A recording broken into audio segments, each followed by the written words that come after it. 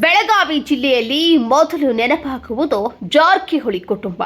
ಕರ್ನಾಟಕದಲ್ಲಿ ಯಾವುದೇ ಸರ್ಕಾರ ಬಂದರೂ ಜಾರಕಿಹೊಳಿ ಮನೆತನದಲ್ಲಿ ಒಬ್ಬರಾದರೂ ಹೆಸರು ಕೇಳಿ ಬರುತ್ತೆ. ಈಗ ಮತ್ತೊಂದು ತಲೆಮಾರು ರಾಜಕೀಯಕ್ಕೆ ರೆಡಿಯಾಗಿದ್ದು, ಇಂದು ರಮೇಶ್ ಜಾರಕಿಹೊಳಿಯವರ ಹಿರಿಯ ಮಗ ಸಂತೋಷ್ ಜಾರಕಿಹೊಳಿಯವರ ಹುಟ್ಟುಹಬ್ಬದ ಆಚರಣೆ ಮಾಡಲಾಯಿತು.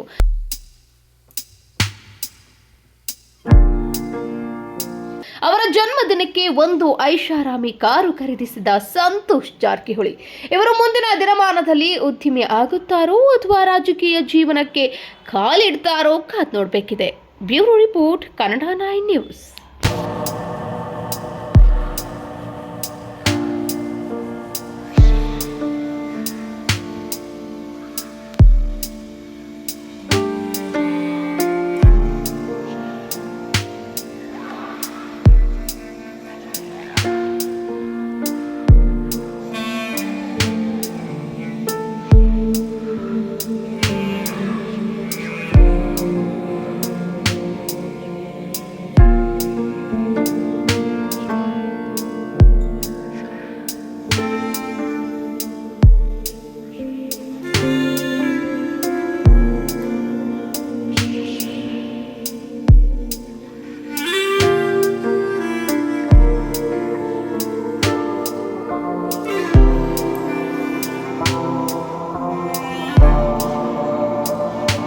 ಹೆಚ್ಚಿನ ಸುದ್ದಿಗಳಿಗಾಗಿ ನೋಡ್ತಾ ಇರಿ ಕನ್ನಡ 9 ನ್ಯೂಸ್.